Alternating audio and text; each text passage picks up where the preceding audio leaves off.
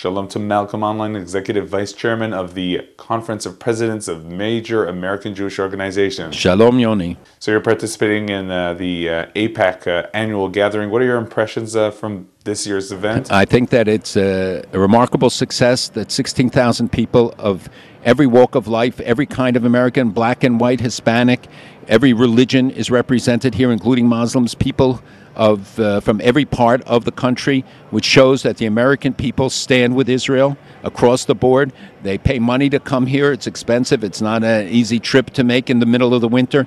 And yet, in record numbers, they have turned out to say, we stand with Israel. And of course, this year, many, including Prime Minister Netanyahu, are relating to the Iranian threat, talking about and referring to it as a grave danger. I think it's a huge sakana. I think it's a danger for us, for our children, for our grandchildren, that this is not a concern of months or years.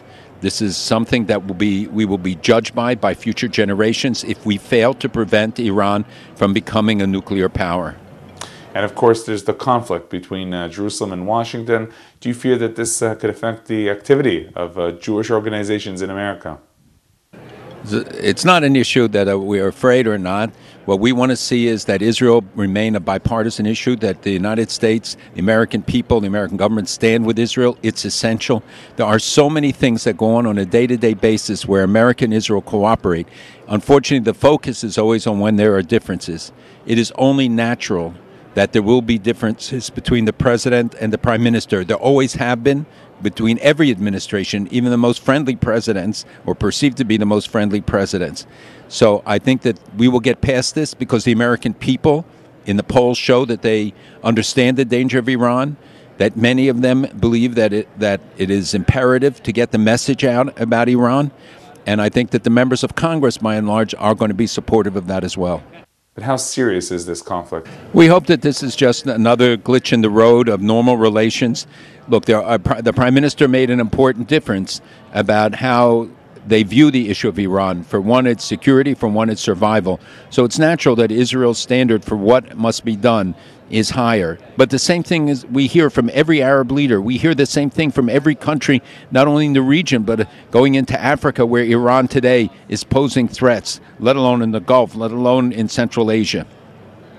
So what's at stake here is not just the question of a personal relationship, which we hope would be good, but there's always chemistry between individuals that can be better or worse.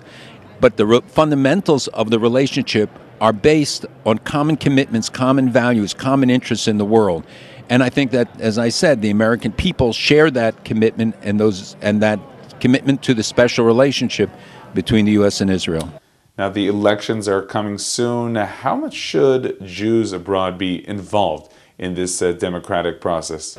Look, of course it makes a difference who gets elected and what the nature of the government will be, and I believe people have a right to express their views on it. I do not believe that American Jews should interfere. I don't believe that they should give money to candidates any more than I believe Israelis should interfere in American elections. It's damaging to democracy, it distorts democracy, and it imposes people who have no real stake in the outcome. They don't pay the price for what the governments that are elected choose to do. So it should be the people who have to live with the consequences, who should be free to elect the candidates of their choices without outside interference. Malcolm Hoenlein, thank you very much for joining us. Yoni, tada rabba.